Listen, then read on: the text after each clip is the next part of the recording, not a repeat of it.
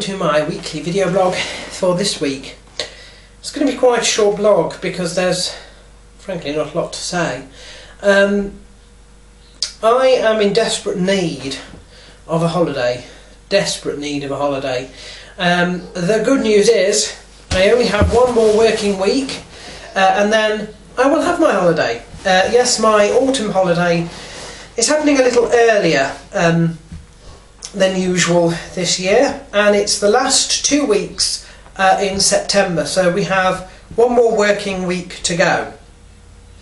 I think I can about stretch to that, but I am in desperate need, really, and basically it does get like that. I generally have 2 holidays a year, one around my birthday in March and one sometime between September and November. Each of those last 2 weeks, 2 physical weeks, but working weeks, obviously it's slightly less than 2 full working weeks because you only work five days. So I'm actually only having 10 days off work, but it will translate as 2 well, I suppose 2 and a bit weeks in fact, if you include the weekends as well, because there'll be 3 weekends which I wouldn't work anyway. Difficult, but basically I generally have 2 holidays a year, 2 weeks in the spring and 2 weeks sort of in the autumn, so they're roughly about 6 months apart, and by the time I am getting close to one, I need it. I generally tend to bottle things up. And you know, I can take things for a certain amount of time, and then I start to get a bit, blinkered, and I start to get a little bit frustrated, and then finally I get a holiday, and for some reason I just, I can relax a bit, and then when I go back to normal life after my holiday, I feel so much better. I am not going anywhere, as you know. The autumn holidays are generally the more exciting holidays. They are usually the holidays that I end up going away. And you know probably by now that the plan is to have 2 holidays a year, and for one, the holiday in the spring, to take a short break, i.e. a day or 2, away to somewhere in this country, and in the autumn break to go abroad.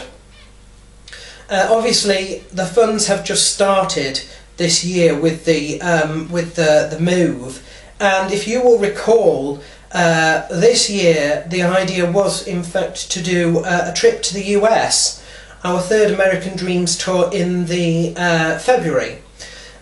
So we've already basically had what would have been allotted the time to go abroad this year. The money for that, which was the last of Nan's money, went into helping us move house instead. So obviously we're not going abroad now.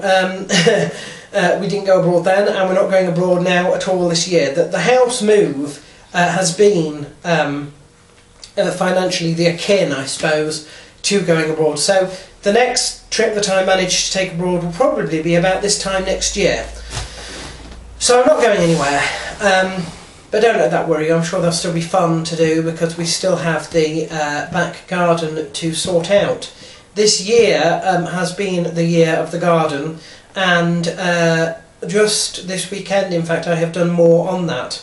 The planters that I inherited with the house, the plastic planters that we put some of our bulbs in, have finally been put up in the front under the windows, which are nice.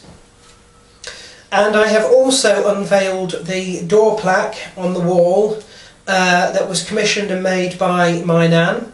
Not only does she make weaving and bird nesting boxes, she also makes pottery door plaques, and so Jens the Budgie has been commemorated on that plaque.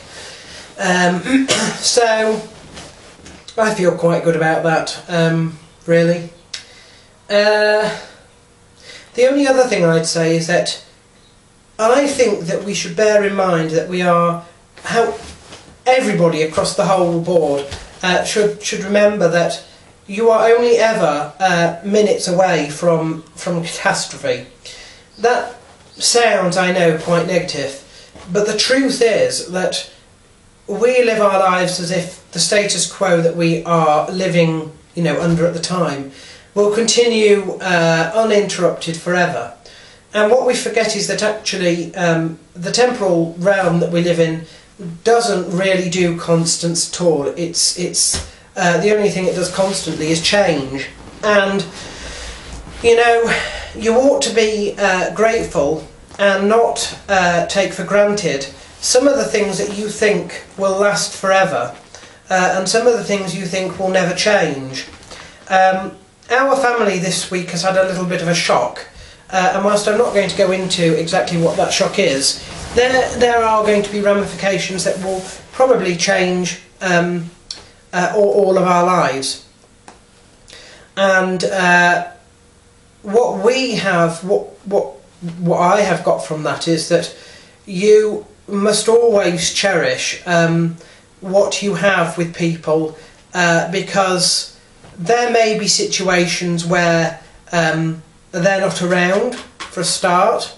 There may be situations where they can no longer support you in the way that they maybe have done. Things change, and it's right that they change, but and you can't stop it.